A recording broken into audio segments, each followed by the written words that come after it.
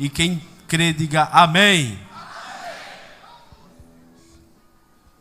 Querida igreja, Pai do Senhor Jesus, vamos ao texto, que é o tema desse evento. Voltar lá ao capítulo 40. Eu agradeço o carinho, a paciência da igreja para conosco, mais uma vez, pastor Marinaldo e todos os demais irmãos sempre nos recebem tão bem. Meus irmãos, esse versículo é muito conhecido.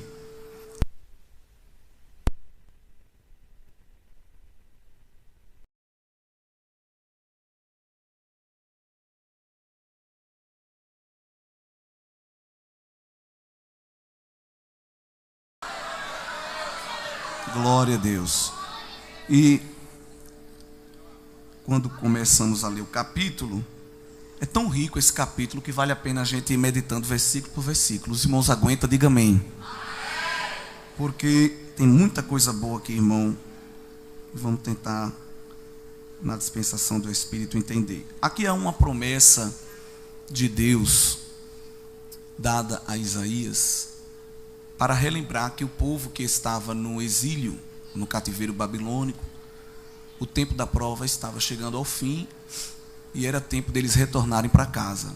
Porque quando Deus usou Jeremias para dizer que o povo ia ser julgado, castigado pelo pecado de idolatria, indo ao exílio, Deus já deu o prazo de validade daquela provação, daquele castigo, que iria durar aproximadamente aí 70 anos.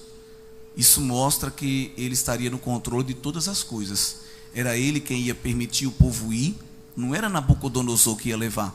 Porque o texto sagrado diz que Deus entregou o povo na mão de Nabucodonosor. E era Deus quem ia trazer de volta. Não era Ciro que era bonzinho. Era Deus no coração de Ciro para ele liberar o povo para retornar. E essa profecia aqui é em torno de 150 anos antes de Ciro nascer. Então, Ciro ainda não era nem um embrião, os pais dele ainda nem pensavam em fazê-lo, e Deus já estava revelando o projeto que ele tinha na vida do seu povo. E o primeiro verso, o Senhor dá uma ordem para que o seu povo seja consolado. Quando o povo irritava Deus, Deus usava um pronome de distanciamento, este povo. Lembra-se de Êxodo 33, quando Deus se ira com a rebeldia, a obstinação, chama o povo de contumaz, de rebelde, e diz assim para Moisés: Moisés, eu não vou mais, porque este povo aí é um povo desobediente. Aliás, o teu povo, Moisés, é um povo contumaz e rebelde, e eu não vou com o teu povo. Olha como Deus está falando, porque se eu for, eu vou destruí-los, eles não vão suportar.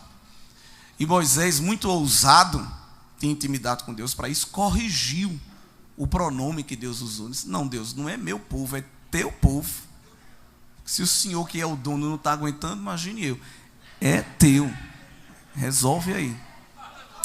E isso mostra que quando Deus estava rejeitando, ele falava com distanciamento. Mas quando ele estava aprovando, ele usava o pronome possessivo meu, mostrando que o povo era propriedade dele. Ele começou a falar assim lá em Êxodo 19, dizendo: eu escolhi Israel para ser o meu povo dentre os povos. Então sempre houve um relacionamento. Enquanto o povo estava no exílio, Deus falava com distância, mas aqui ele já começa a falar mostrando uma intimidade, que ele ia restaurar a intimidade e o relacionamento que ele tem com o povo. Inclusive, Deus continua fazendo isso, porque se ele dependesse de mim e de você, para que a gente mantivesse a intimidade e o relacionamento com ele, eu nunca ia ter sucesso, porque a gente sempre está quebrando esse relacionamento, a gente sempre está se distanciando. Deus pede para a gente orar, a gente vai assistir um filme. Deus pede para a gente ler a Bíblia, a gente vai ler a conversa no Zap. Deus manda a gente jejuar, a gente vai tomar aquele café da manhã bem saboroso, né? Outro dia, outra hora, estou cansado, estou assim, todo daquele jeito. Então, se Deus dependesse de nós, da nossa iniciativa, quase nunca haveria esse relacionamento. Mas sempre Ele está tomando a iniciativa. E quando é quebrado, ele também toma a iniciativa de ir ao encontro, de chamar. Vem para perto, fica aqui comigo. Eu tenho um mistério contigo, eu tenho um propósito, tenho um projeto. Quero trabalhar no teu viver. E Deus aqui manda o profeta convidar o povo à consolação, porque o tempo do castigo e da servidão ia acabar. Porque toda prova tem data de validade. A gente passa na provação, a gente não fica nela, irmão. Por isso que a provação, o tratamento de Deus não mata, não destrói. Pelo contrário, fortalece, faz crescer, amadurece. Crente que tem alergia à prova, que não suporta tratamento de Deus, este sim está fraco. Mas o crente que passa na fornalha, no funil embocado, no rolo compressor, na noite escura, na cama curta, não é? Glória a Deus. Cálice amargo, entra na fornalha, entra em cova, passa no vale da sombra da morte. Era para ele ser um zumbi. Você olhar para ele e dizer assim: misericórdia, irmão, o que é isso? Ele dizer: é muita prova. Mas não, é o crente mais forte, embelezado, fervoroso, animado. Até porque, se a gente fizesse aqui um teste simples, empírico, dizer assim: quem está passando uma prova grande mesmo, irmão, grande daquela, quase todo mundo ia levantar a mão. Eu vou levantar logo as duas. Mas olha, você vê como está a gente aqui hoje, tudo animado, né? O povo se arruma para ir para uma boate e sai tudo acabado. 1h30, 2 horas. A gente vem, dá glória, marcha, pula, canta, profetiza. Passando numa luta, bebendo um cálice amargo, mas não tem ninguém fazendo careta, porque tem uma anestesia do Espírito Santo. Aleluia! Crente nenhum tem direito de ficar com cara feia, dizendo que é porque está na prova. Que se está fazendo careta é porque está sem anestesia, está sem o consolo, está sem a presença de Jeová. Por isso quem está sorrindo, só dando glória, falando em língua, levantando a mão. E Satanás diz: o que é que eu faço para irritar esse povo? Nada. Tu não vai conseguir fazer nada, porque em nós há o fruto do Espírito, a alegria do Senhor e a nossa força. As nações se embravecem, as montanhas se abalam, as águas se perturbam, os montes se jogam no meio dos mares, mas há um rio cujas correntes alegram a cidade de Deus. Há um rio passando aí na tua vida. E o Senhor está no meio desta cidade, ela não será abalada. As nações se embravecem, os reis se irritam, ele levanta a sua voz e a terra se derrete. Ei, que é isso? Que é isso? Pare! Aquiete-se. A gente às vezes lê Salmo 46 e diz aquele texto para outro irmão, mas aquilo não é Deus falando para o crente, é Deus falando para as nações ferozes. Ei, se aquiete! Me permita usar uma expressão assim: baixe a bola. Está gritando por quê? Aquiete aí, espere aí, você vai saber que eu sou Deus. Eu serei exaltado entre as nações. Assim diz o Senhor. É o significado daquele texto.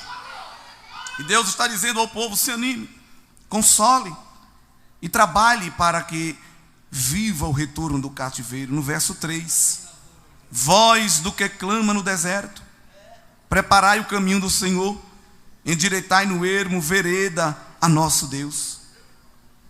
Isso aqui era uma prática comum, um cargo que era chamado de arauto.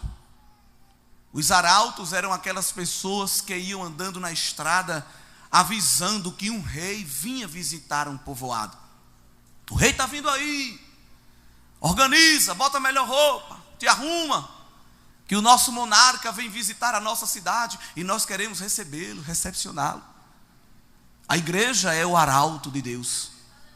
Ele está vindo aí, com as suas carruagens reais, com o seu anel de selar, com o seu cetro poderoso. E alguém olha e diz: é um bando de desocupado, fanático, fundamentalista. Fica só dizendo que o rei vai vir, que o rei vai vir, que o rei vai vir. Cadê ele? Você vai ver, ele está vindo. Glória a Deus. Interessante que a palavra preparai o caminho no original significa tirai os tropeços. Porque tem muito tropeço no caminho. E tem muita gente caindo por causa desses tropeços. Mas a igreja foi chamada para aplanar a estrada. Vê que mistério, igreja. O Senhor nos chamou para tirar os obstáculos do caminho. Só que esses obstáculos a gente não consegue tirar. Porque o verso de número 4 fala de vale e fala de monte. Quem é aqui que tem poder de pegar um monte e dizer se abaixa? Quem é que tem aqui o poder de pegar um vale, uma depressão e dizer suba? Ninguém. Parece que a tarefa que Deus está nos dando é uma tarefa descabida.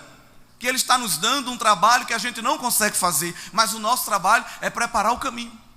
Nosso trabalho é tirar o tropeço. E quando a gente se encontra com algo que a gente não resolve, aí Ele promete, não, essa parte é comigo. O outeiro é grande, a montanha é alta, eu vou fazer ela se abaixar. O vale é profundo, eu vou fazer ele levantar. E aqui não necessariamente estamos falando dos acidentes geográficos de relevo. Pode ser a montanha do orgulho, da prepotência, da vaidade, da soberba. De alguém que diz assim, é do jeito que eu quero. Quem manda aqui sou eu. Você só faz se eu deixar. Aí está olhando para você assim, mas se esquece que acima dele tem outro olhando para ele dizendo, estás muito grande.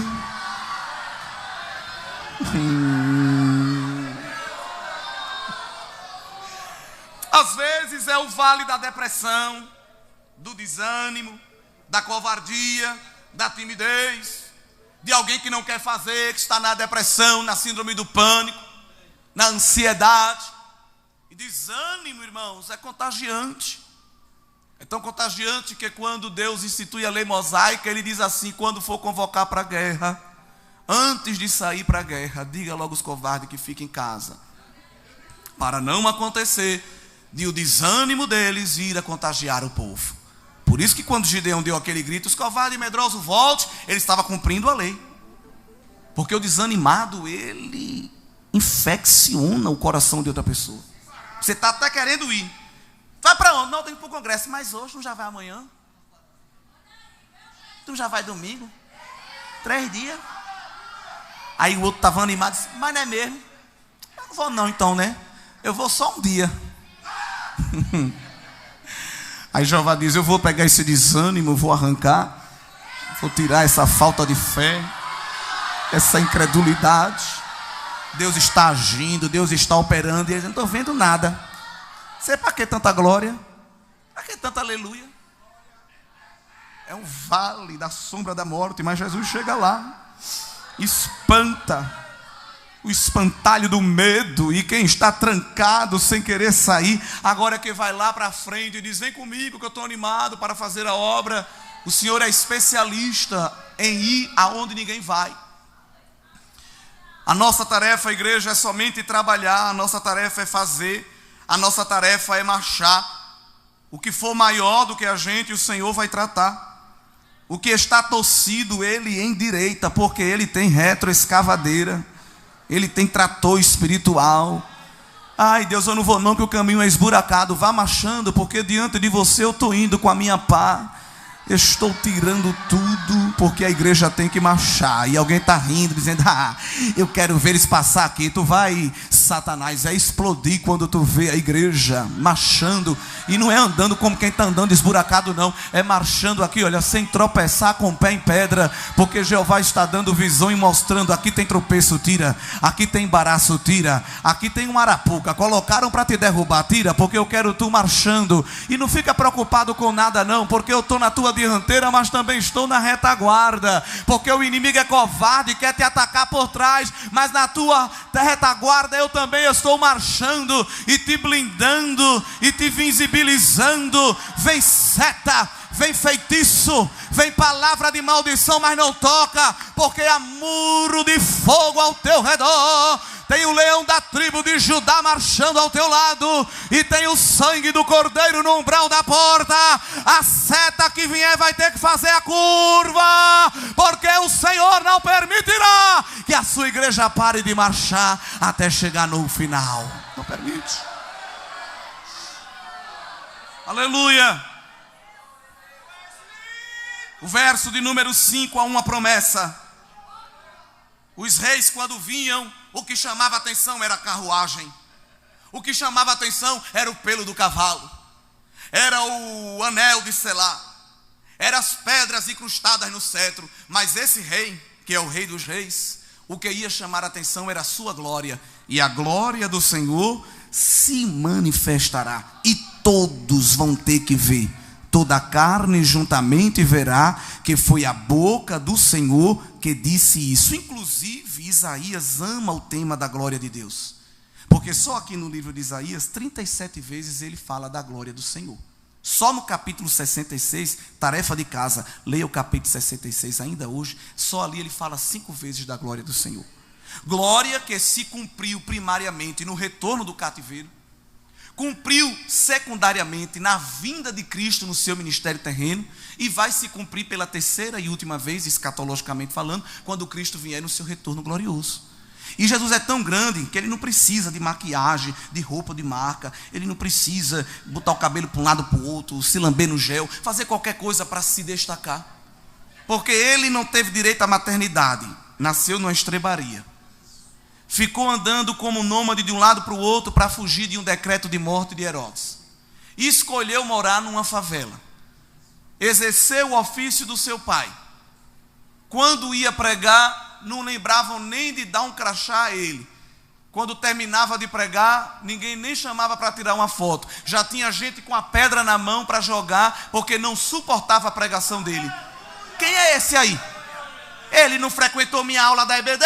Ele não foi meu aluno discipulado? Não é este o filho do carpinteiro? Ele está pregando melhor do que a gente, diziam os escribas, e faziam complô para derrubá-lo.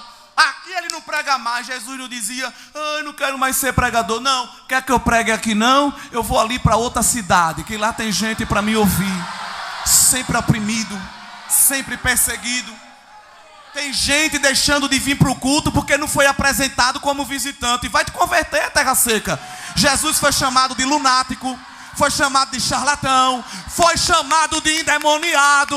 Era o liguarudo falando e ele pregando, era o murmurador reclamando e ele fazendo milagre. Agora tem uma coisa: quando ele chegava, demônio batia continência, o mar se acalmava, o vento parava, as enfermidades iam embora, porque ele veio para manifestar a glória de Deus na sua vida. Aleluia! Não tinha os melhores ternos, não tinha motorista, e não enganava os seus amigos. Quando um disse assim: Jesus, eu quero carregar sua mala, eu quero ser seu assessor, eu quero ser o empresário das suas agendas. Eu disse: meu filho, eu não aconselho você me acompanhar, porque a raposa, irmão, raposa é um animal vil para o judeu.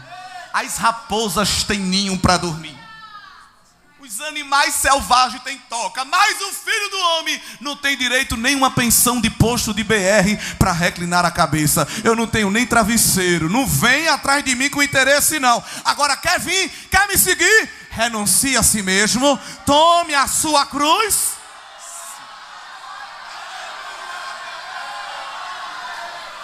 Aleluia, glória a Deus. Foi convidado para um almoço, um jantar, foi pessimamente recebido pelo anfitrião. Não lavou o seu rosto, não lhe beijou com ósculo santo, não lhe passou um hidratante por causa da caminhada no deserto. Se Jesus fosse essa geração de isopor de hoje em dia, ia se levantar e dizer: quero ficar aqui não, que eu não sou honrado. Mas ficou lá sentado, porque Jesus não fica catando adoração, mendigando adoração não. Se você não adorar, tem outro. Aí lá vem uma mulher com um vaso de azeite.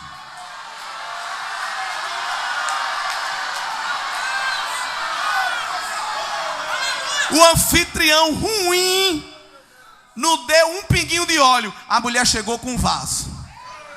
Aleluia. O anfitrião não untou o rosto, a mulher derrubou o conteúdo todinho no pé. O anfitrião não deu água para ele lavar as mãos, ela regava Jesus com as lágrimas. O anfitrião não deu ósculo santo, ela beijava o pé e com o cabelo ia enxugando. Era chorando e dando glória, chorando e dando glória, e adorando, porque sempre tem alguém para adorar, sempre tem alguém para adorar. Alguém murmura, alguém ridiculariza, mas tem alguém quebrando o cântaro, tem alguém quebrando o cântaro, tem alguém derramando óleo, tem alguém beijando os pés do mestre, tem alguém derramando lágrima. de adoração. Ele está presente e é digno da nossa adoração, porque aonde Ele chega, Ele é o principal, Ele é o centro.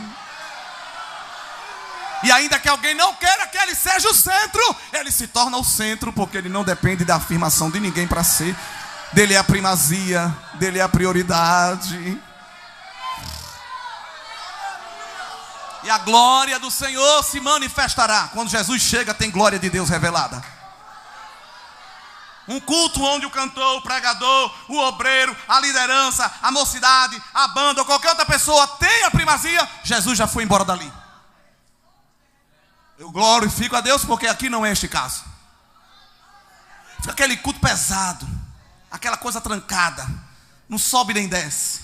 Não sobe oração, não desce resposta. Não sobe adoração, não desce fogo. Você fica pensando, meu Deus, o que é isso? Que lugar é esse? O Senhor está aqui?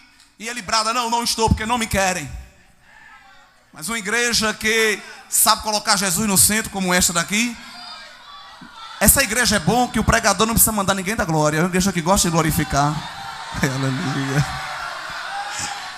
A atmosfera é outra. O ambiente é gostoso. Não dá vontade de ir embora. Aleluia.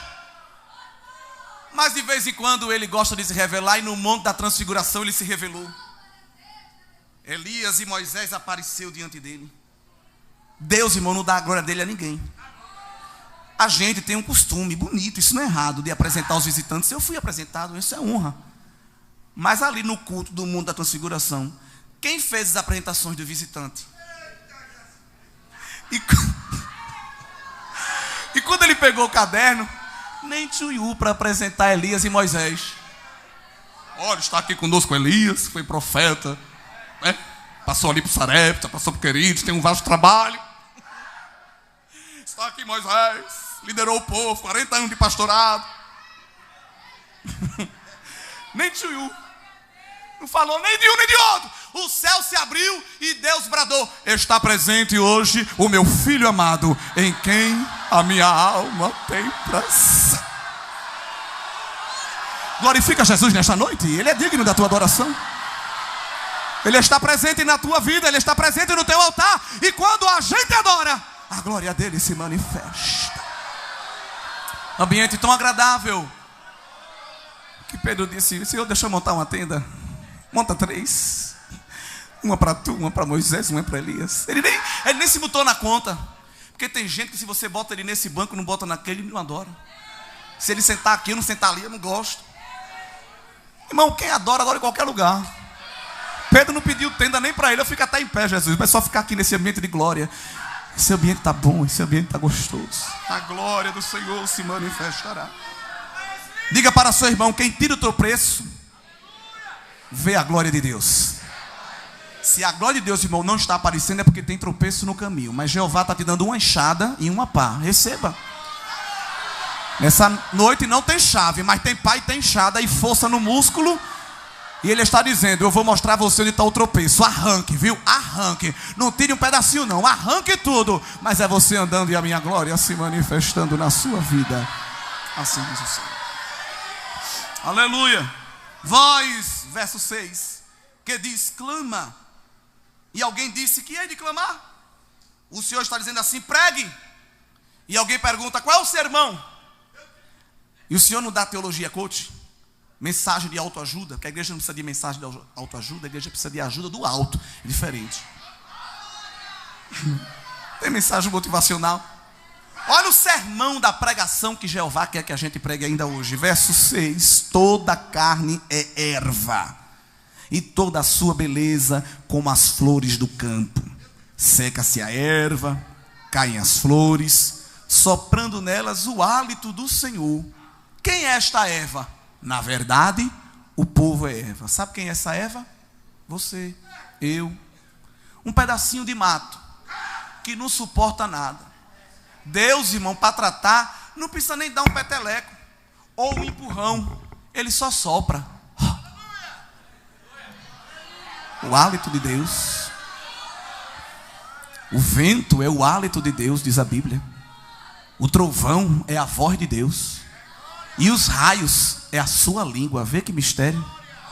A Aliás, quando Jesus voltar com a igreja no seu retorno glorioso, ele não vai cortar laço, tirar a espada, soltar uma granada no anticristo. Ele vai vencer o anticristo somente com o seu hálito.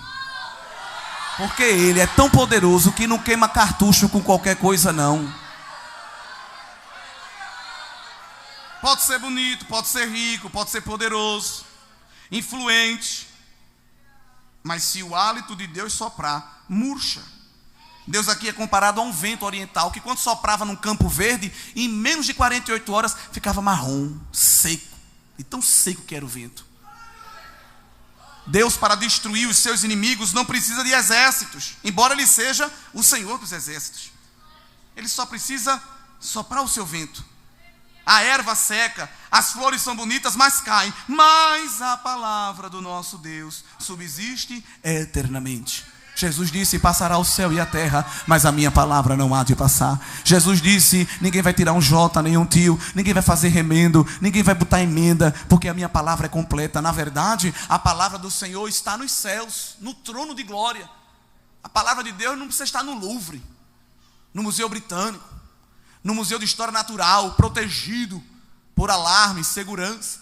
Quem guarda a própria palavra do Senhor é o próprio Senhor. Palavra que não murcha, palavra que não envelhece, não perde a validade.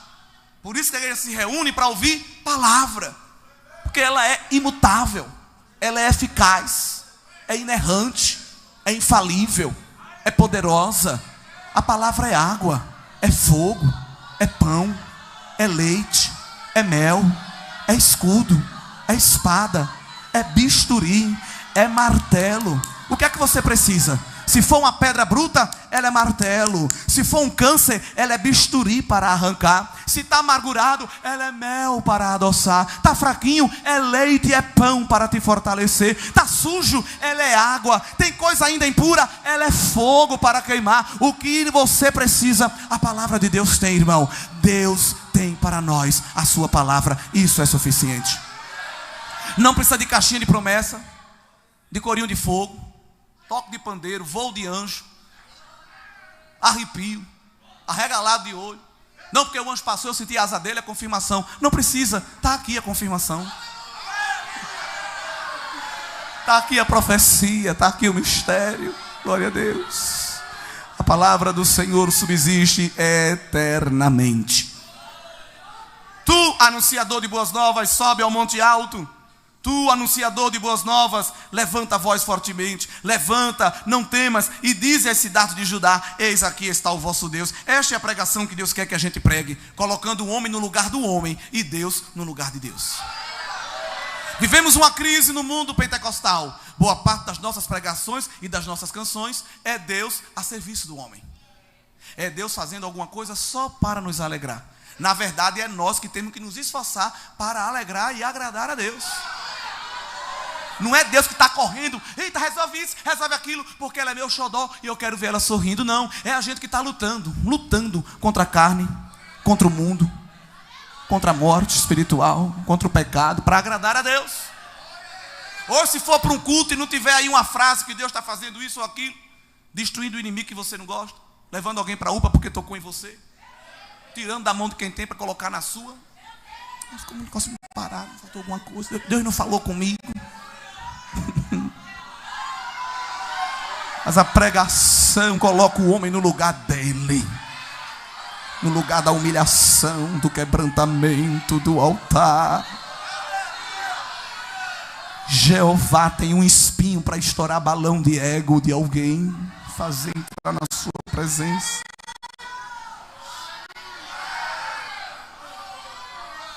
Pregue que o Senhor está vindo aí com forte, e o seu braço dominará. E ele está vindo com galardão e com salário, diz o verso 10. Esse galardão e esse salário aqui é o espólio da guerra, porque ele apresenta Jesus como um guerreiro.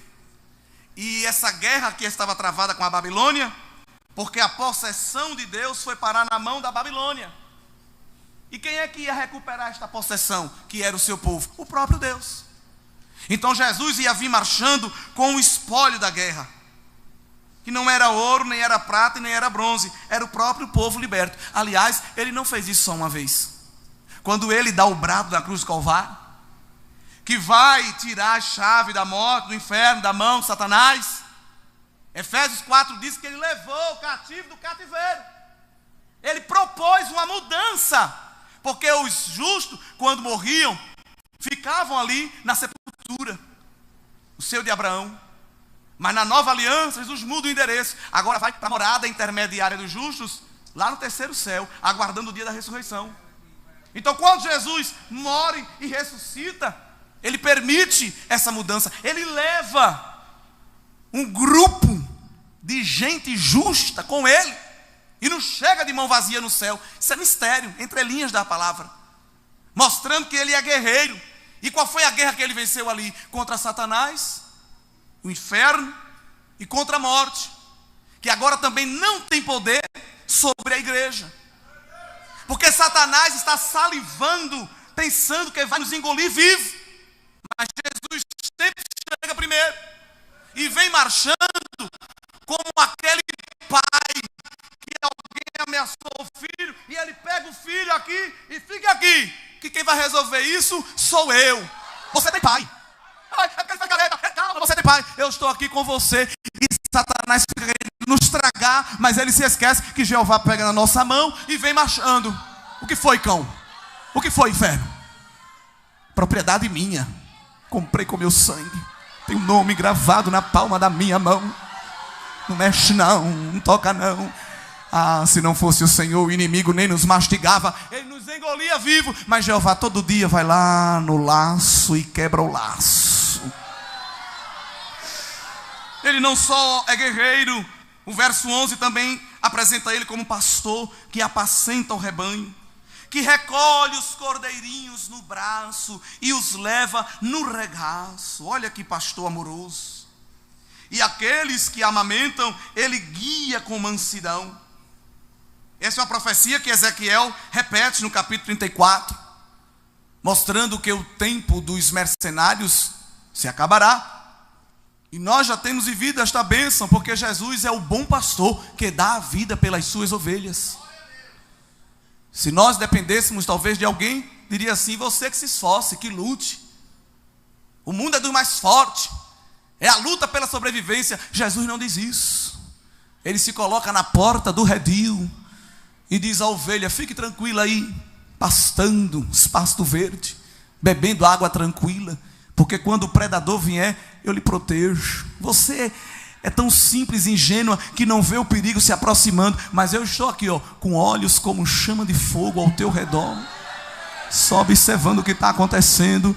E quando o chacal, a hiena, a raposa que é querer te predar, eu, Senhor, vou lutar pela tua vida. E o mercenário, ele não está preocupado com a tua vida, mas o bom pastor está preocupado com a minha e com a tua vida. Tem pasto, tem água e tem livramento e proteção na sua presença. O povo estava desgarrado, o povo estava desterrado, o povo estava disperso, mas ele ia chegar com a sua voz para juntar um grande rebanho. Olha aqui, olha, quem atrai este grande rebanho é o pasto verde e as águas tranquilas do bom pastor.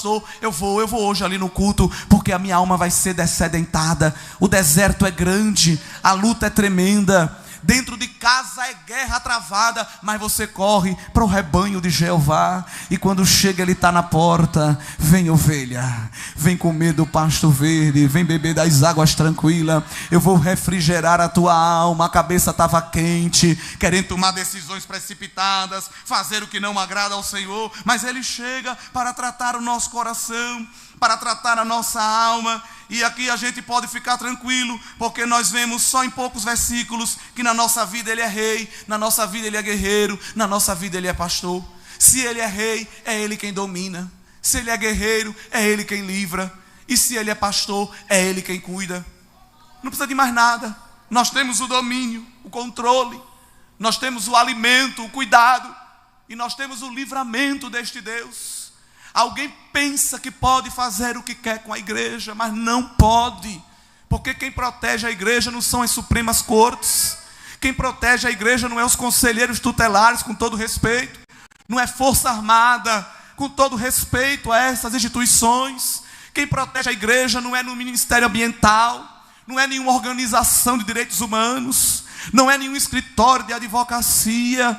Quem protege a igreja é este rei, é este pastor, é este guerreiro que vem saltando sobre os montes, com cabelo branco como a lã, com pé como latão reluzente, olhos como chama de fogo, veste de linho fino, cinto de ouro, voz como o som de muitas águas, boca aberta com espada afiada. Ele tem as estrelas na palma da mão, ele passeia no meio dos castiçais, ele fala e o cedro se quebra, as penhas se abalam, ele marcha na terra e as montanhas se tremem, porque não suporta a apoteose da sua glória.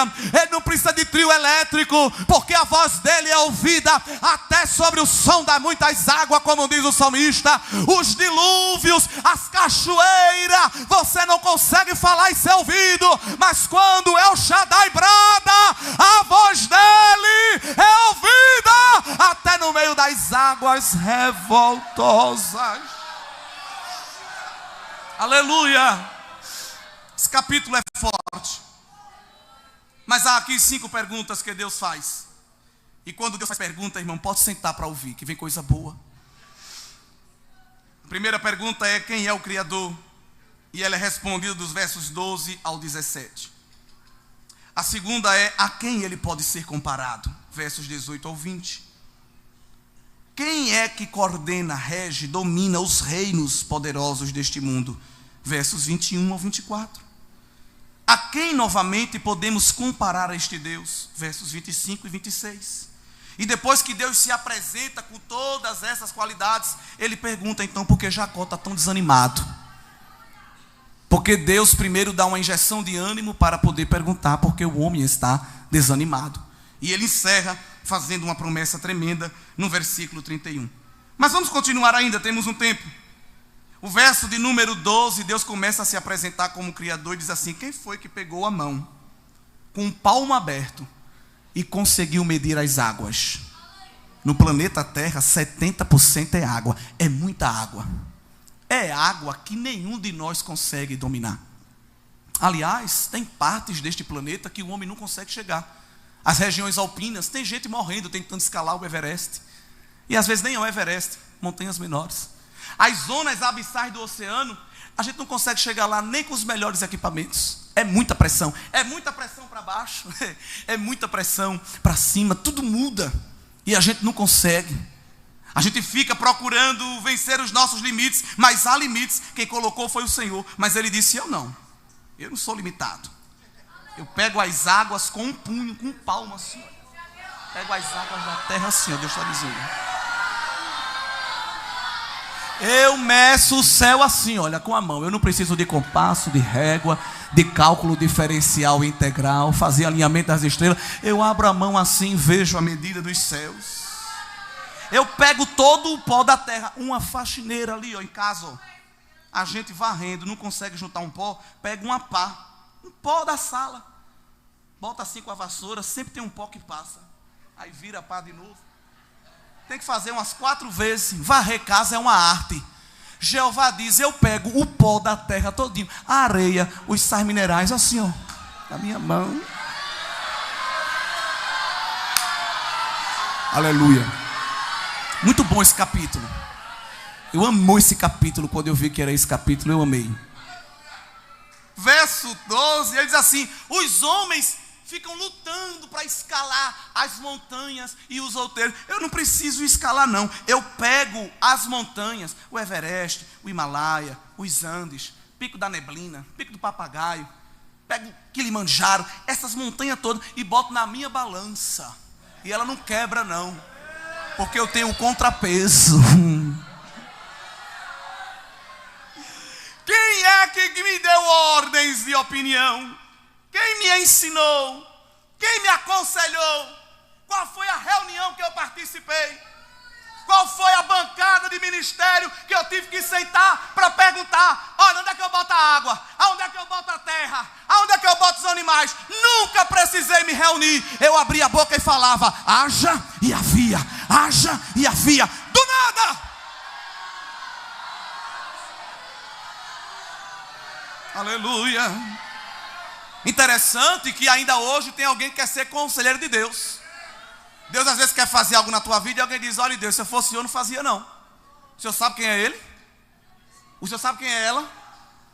Ainda tem gente querendo orientar o trabalhar de Deus. Quando Deus marcou encontro com Saulo no caminho de Damasco, que disse: fique orando, viu? Fique comportado aí orando, que eu vou mandar um profeta lhe visitar. Você vai ficar cego até lá. E quando Deus falou aqui com Saulo, falou com o profeta do outro lado: profeta, Anania, está aí a localização. Vá visitar Saulo de Tarso, que está orando. Quem? Não, Deus. Isso é uma emboscada. Isso é uma armadilha. Olha a pergunta do profeta para o Criador: o senhor sabe quem é Saulo? Ai, se Deus dependesse dos relatórios que alguém tem para falar de mim e de ti. Quem vai pregar é ele. O senhor sabe. Quem vai cantar é ela. O senhor, olha, é ele que vai ser o líder. O senhor conhece. Jeová não para dar resposta a quem está perguntando muito. Ele repete a ordem: vá, porque para mim ele é um vaso escolhido. Vá. É alguém perguntando e Jeová ordenando. É alguém perguntando e Jeová ordenando. É alguém perguntando e Jeová ordenando. Vá, porque ele para mim é um vaso escolhido. E vai pregar aos gentios, aos judeus e aos reis. Deus não precisa pedir permissão, conselho, opinião. Deus não faz questionário de satisfação com o cliente. Você se gostou, deu like. Se você não gostou do que eu fiz, deu dislike. Não, ele vai trabalhando, ele vai fazendo. Quem gostar, gostou. Quem não gostar, não gostou. Porque não tem serviço de atendimento ao cliente no céu, não. Ele é soberano. Aliás, o céu não é democracia. O céu é monarquia. E ele é o soberano que está sentado no trono e faz tudo como lhe apraz, diz o Salmo 115. Irmão, quando Deus quer humilhar alguém grande, ele humilha. Tem nações aí nesse país achando que elas são a dona de tudo. Eu não preciso nem citar, porque se a gente está atento ao que acontece, a gente vê. Tem nações aí que acham que sempre foram e sempre serão, e ninguém pode desfazê-las. Aí o que Jeová diz dessas nações: olhe, eu olho para as nações, verso 15, e vejo como uma gota no balde. Aquele balde que você encheu d'água para fazer alguma coisa, tirou a água todinha, sempre fica uma gota ou outra, né? Pronto, para mim é aquela água que restou ali. Aí Deus ainda humilha mais. Aliás, as nações que se acham poderosas, para mim é como o pó que fica na balança. Aquela balança que a gente compra macaxeira, Iame, na feira mesmo, que sempre fica ali uma poeirinha. Aquela poeira é tão desprezível que não precisa nem limpar, porque ela não altera o peso. Sim ou não? Jeová está dizendo outra linguagem. Essas nações aí para mim é como nada. Ah, mas ela tem exército, ela tem ogiva nuclear, ela tem muito ouro. Para mim é como o pó que fica na balança. Não influi, nem contribui. Não fede nem cheira.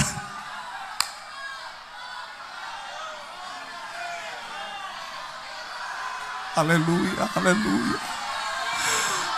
Aleluia.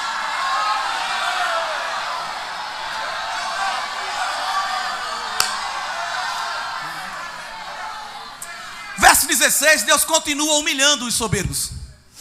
Dá para falar mais uns minutos, irmão?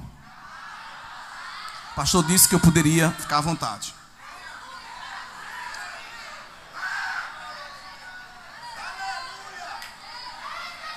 Cedro do Líbano, melhor madeira. Líbano tinha as melhores florestas. Muito animal e muita madeira. Quando alguém queria sacrificar para algum deus e precisava de algum animal, ou precisava de alguma madeira para fazer fogueira, ou para fazer mesmo as imagens de cultura, corria para lá, porque era uma floresta densa. Aí Deus humilha de novo. Deus diz: eu sou tão grande, que se vocês pegar a madeira todinha que tem no Líbano, para mim é como uma fogueirinha. Não satisfaz o culto que eu quero. Transpondo para o dia de hoje, está pensando que porque você deu 12 glória a Deus no começo do culto, e só mais um no final, você já me adorou, foi isso? Para mim não é nada. Porque quando pastor Roberto diz que muita glória não é, pouca glória não resolve. Tem que dar muita glória, porque pouca não resolve. Ele costuma dizer isso. Não é porque eu já dei 2 glória a Deus, cantei um hino da harpa, Levantei na hora da leitura e fechei o olho na hora da oferta.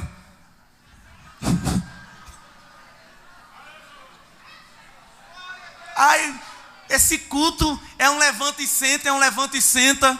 Se a gente ficasse o culto todinho aqui, olha, 2 horas, em atitude de adoração, ainda era pouco, porque a gente sempre está no débito. Ô irmão, vou levantar a adoração que eu já passei meia hora de joelho. Você pode passar 2 dias. Deus nunca vai olhar do céu e dizer: olha, ele orou 2 horas. Ei! Oh, aleluia!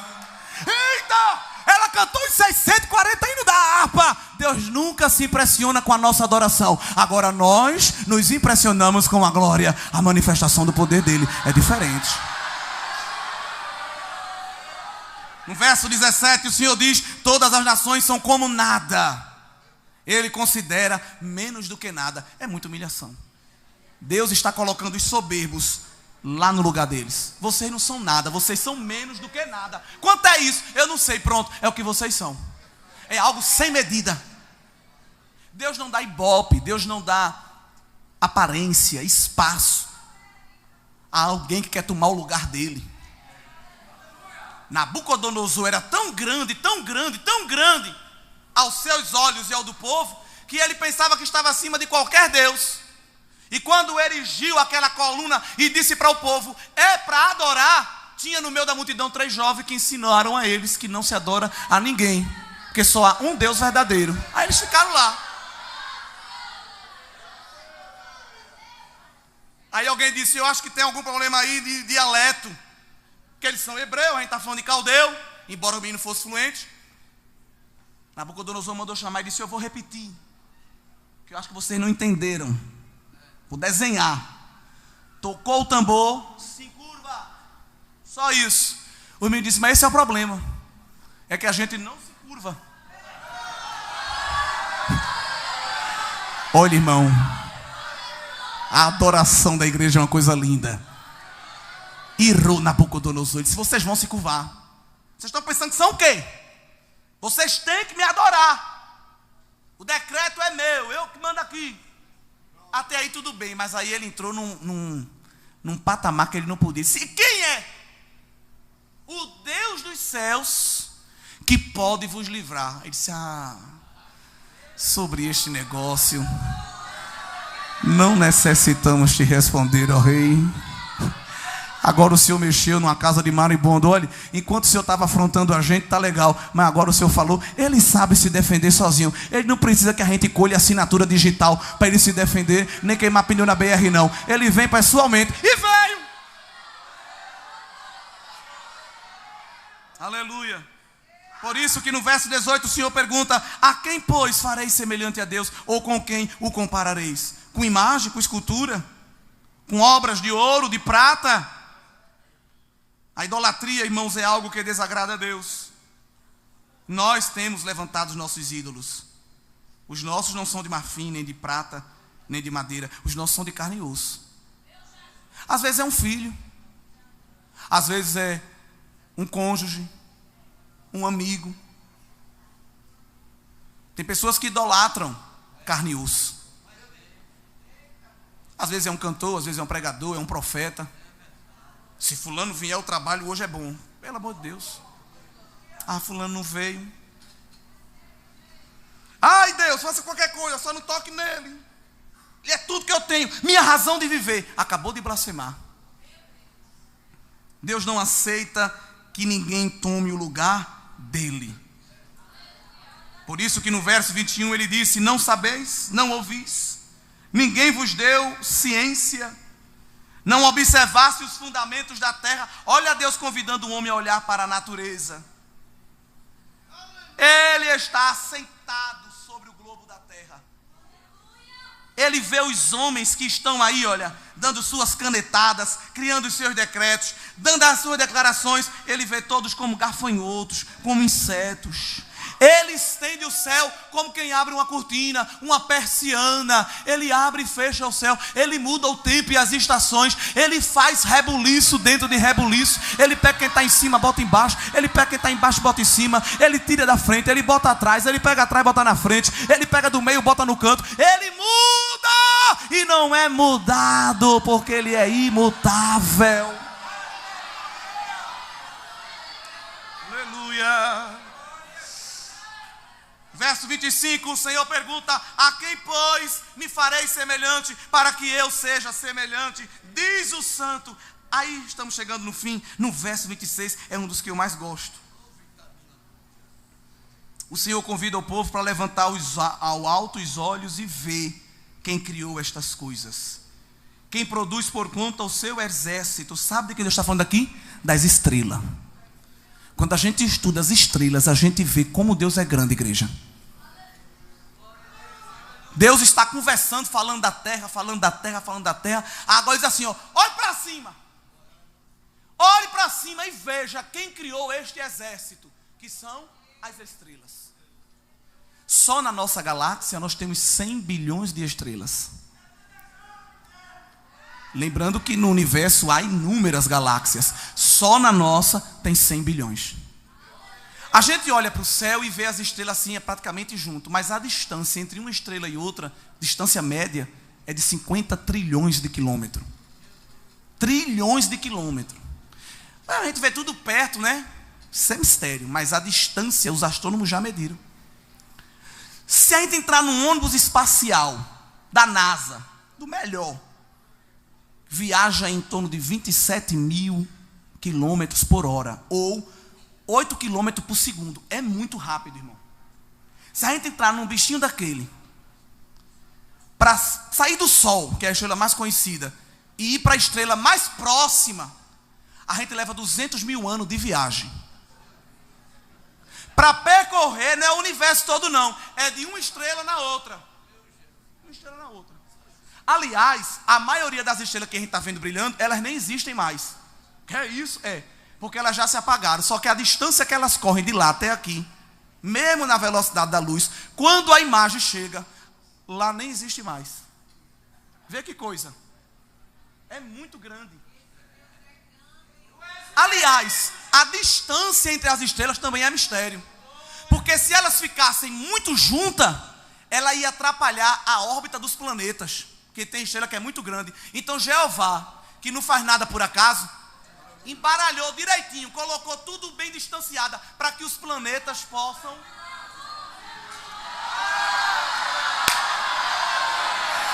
Não foi nenhum engenheiro, não. Foi ele quem disse: tu vai ficar aqui. Ursa maior, tu fica aqui. Ursa menor, tu fica aqui. Escorpião, Ave Maria, Sheila Maria, sei lá como é os nomes. Vocês vão ficando aqui. Eu estou ordenando. E o profeta diz que é Jeová. Chama as estrelas pelo nome e elas comparecem. Senhor, Criador.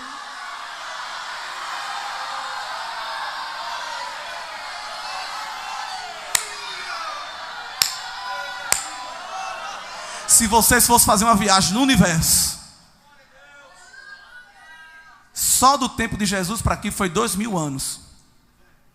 Se a gente fosse percorrer de uma estrela para outra que a gente vê no céu, nesses 2000 anos que passaram, a gente só tinha feito 1/100º da viagem. 1% da viagem teria sido só feito. Mas ele está sentado sobre o seu trono e chama para elas se apresentarem. Não só ela. Jó disse que os relâmpagos comparecem diante do trono. Dê a localização de onde o Senhor quer que a gente caia.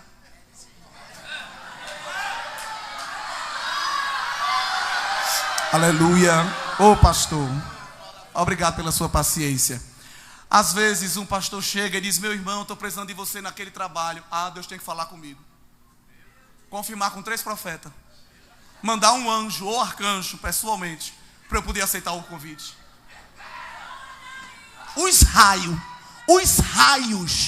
comparecem diante de Jeová e obedece à órbita que ele ordena, sem questionar. Os raios.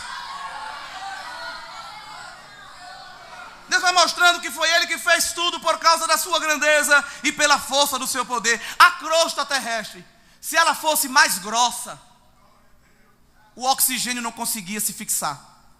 Se ela fosse mais fina, o movimento das placas tectônicas e o movimento dos vulcões já tinha destruído a gente. Então Jeová botou a espessura certa.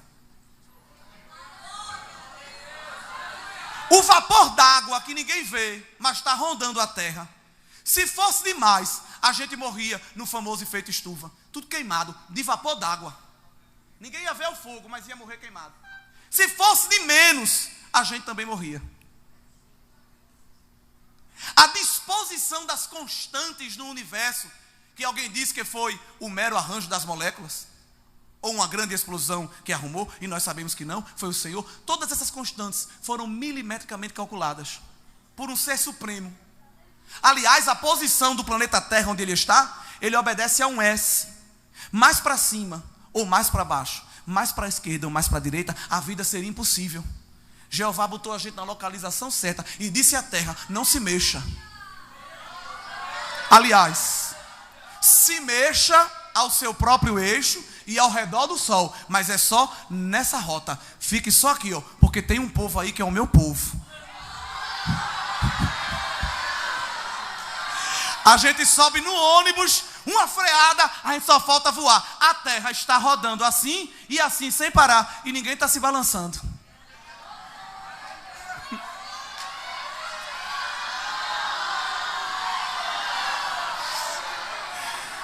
Ele botou uma força chamada gravidade. Se essa força fosse maior do que ela é, a gente não ia conseguir levantar um pé.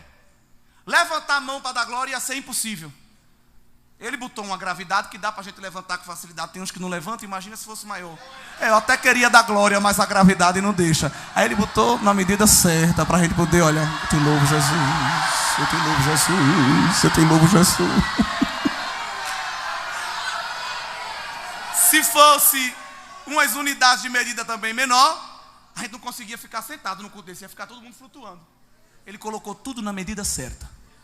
E ele vai descrevendo o que ele fez. Ele vai descrevendo o que ele fez. Ele vai descrevendo o que ele fez. Depois que ele fala tudo isso, ele se vira para Jacó e disse: agora me diga, por que você está desanimado? Por que está triste? Ah, é meu vizinho, é o meu tio, é meu inimigo, é meu cônjuge, é meu filho, é meu pai. É o irmão que está do meu lado, fez uma careta, disse que eu não presto, disse que não gosta de mim. O Criador fez tudo isso. O resto é fichinha. Ele resolve no sopro, num toque, numa palavra. Depois que ele fala tudo isso, ele se vira para Jacó e diz: está triste por quê? Está preocupado com o quê? Eu sou o El Shaddai, o Todo-Poderoso, e eu vou lhe dar força. Porque alguém está querendo que você pare, mas eu estou renovando a sua força, porque você vai caminhar. Eu tenho todas as coisas no controle da minha mão, e eu conto com você.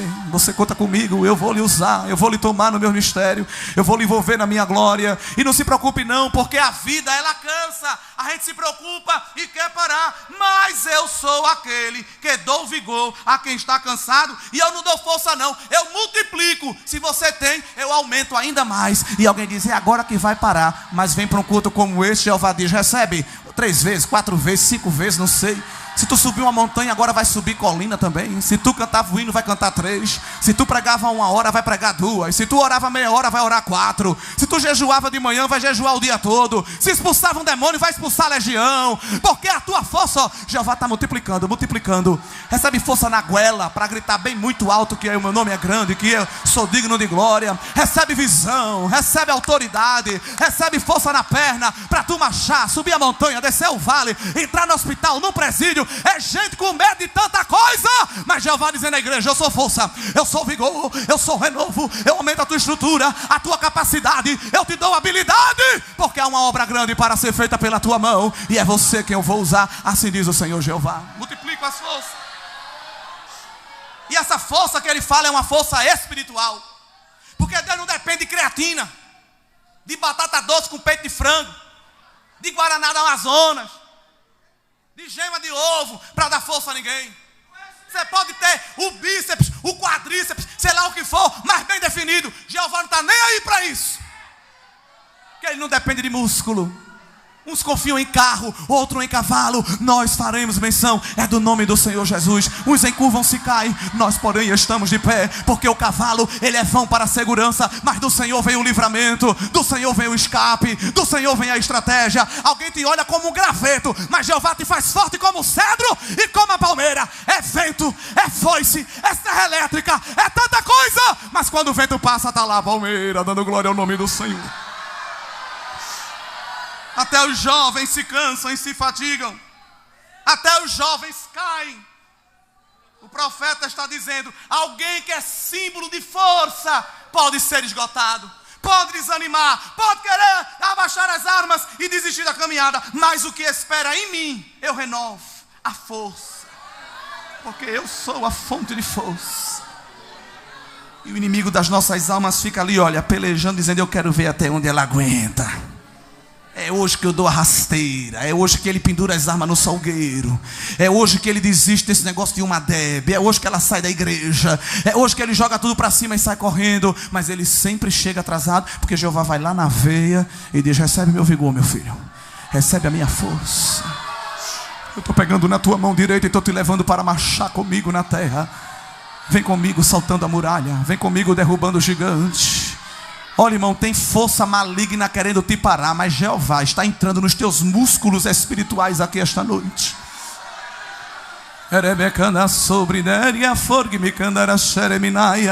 Há uma fúria contra esse jovem, contra essa menina, contra esse menino. Para o mundo você é só mais um, mas para Jeová você é um instrumento, você é uma bomba para explodir o inferno. E Satanás fica querendo te agarrar, te destruir, te dar rasteira. Mas Jeová chega primeiro e diz: não, ele é meu, eu dei força.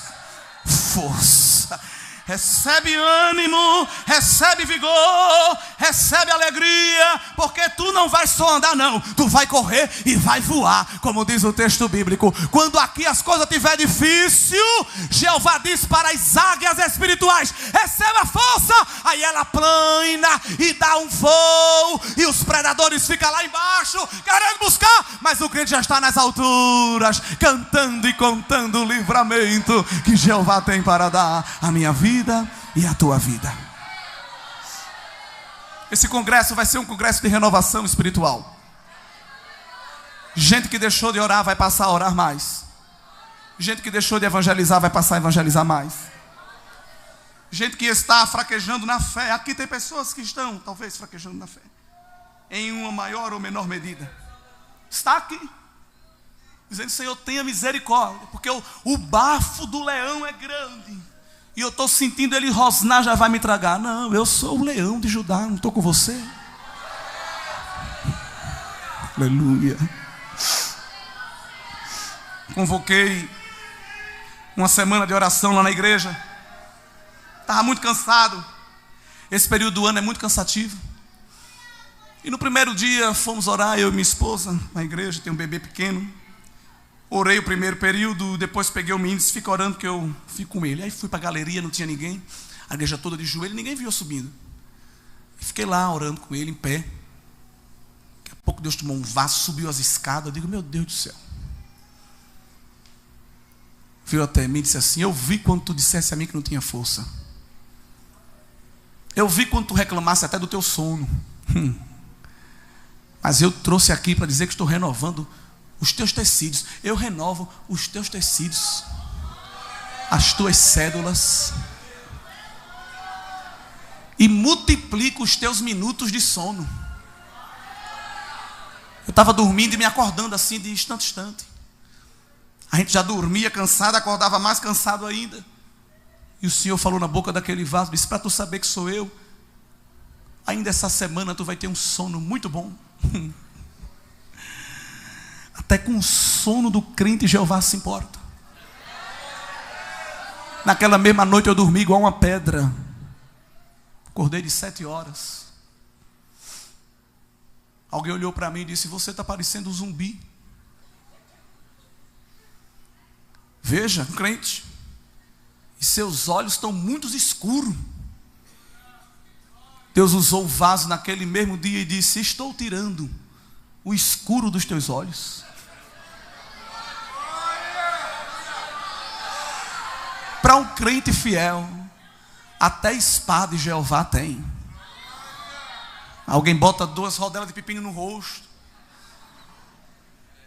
um som de trilha sonora de cachoeira ou de ondas do mar, e fica 2 horas com um mantra para frente e para trás, para relaxar.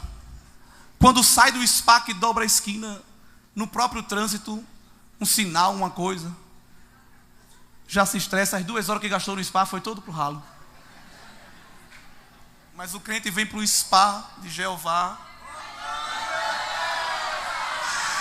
dobra o joelho no altar, Senhor, eu não aguento mais. Quando ele está orando, o Senhor chega e diz: tu já estás no meu braço, eu vou te carregar no meu braço, e tu vais chegar do outro lado. Curva a tua cabeça, fecha o teu olho, eu quero orar por você. Senhor Deus, esta é uma noite de tratamento espiritual. Aqui há vidas preciosas. E o inimigo, Senhor, quer nos destruir.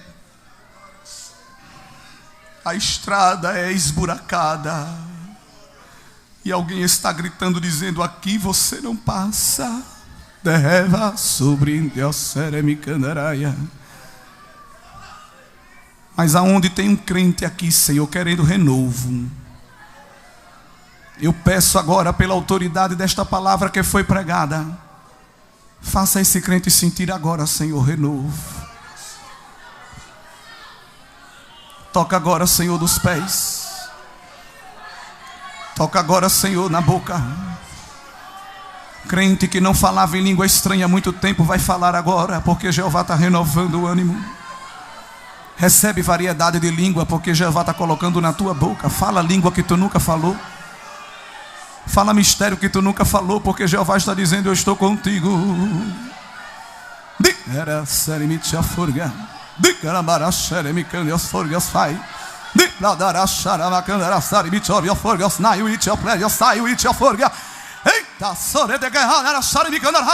Alguém quer travar, alguém quer parar, alguém quer deter, mas Jeová está tirando a tranca, está quebrando o ferrolho, está tirando os grilhões e dizendo a você: marche, marche, caminhe, cante, profetize, evangelize, entre no meu mistério, se envolva na minha glória.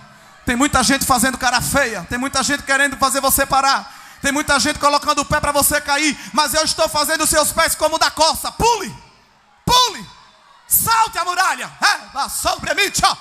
Alguém está colocando arapuca para você pisar e ficar preso, mas eu estou colocando força e dizendo a você: salte, salte, salte a muralha, salte, salte a arapuca, porque o caminho é longo, mas eu estou marchando ao seu lado para você chegar do outro lado. Assim diz o Senhor Jeová. Recebe força nesta noite. Ministério da igreja, receba força nesta noite. Toca, Senhor, neste crente e abrace a alma.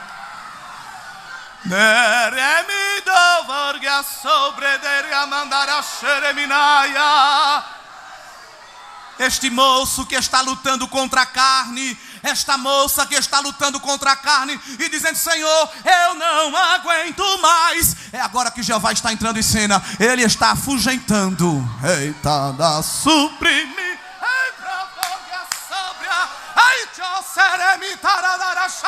Ele está afugentando os tremores da carne e está fazendo você mais leve. Deus está tratando com a intimidade de alguém. Você está sentindo o pecado lhe sufocando, mas Jeová está chegando aqui dizendo: saia mais leve, saia com a alma tranquila, saia com o espírito regozijado, porque eu estou tomando você no meu braço. Sinta o meu braço lhe segurando. Há um cuidado de Deus conosco esta noite. Há um cuidado de Deus com esta igreja, pastor. Há um cuidado de Deus com esta mocidade. Ninguém vai se perder. Jesus Jesus está segurando assim na tua mão. E se cair, vai ser com Ele segurando. Eu estou com você. Eu sou contigo, assim diz o Senhor Jeová. Guarda a tua igreja, Senhor, nesses últimos dias. Guarda, Senhor, a tua igreja. E que possamos continuar marchando até trocar a nossa cruz por uma coroa. Em nome de Jesus, amém.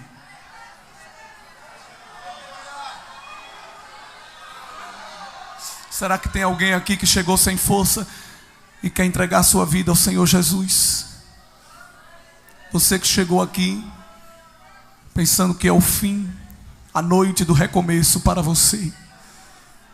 Se tem alguém do teu lado, irmão, fraquejando na caminhada, seja um instrumento para trazê-lo aqui à frente nesta hora. Traz esta pessoa aqui no altar de Deus, porque todo laço será quebrado. Será que tem alguém aí, irmão? Será que você pode ser missionário de Deus nesta noite?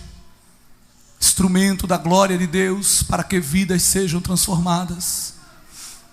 Não perca a oportunidade do alívio de Deus para a tua alma. Há pessoas que não servem a Cristo ainda aqui, que nos visitam.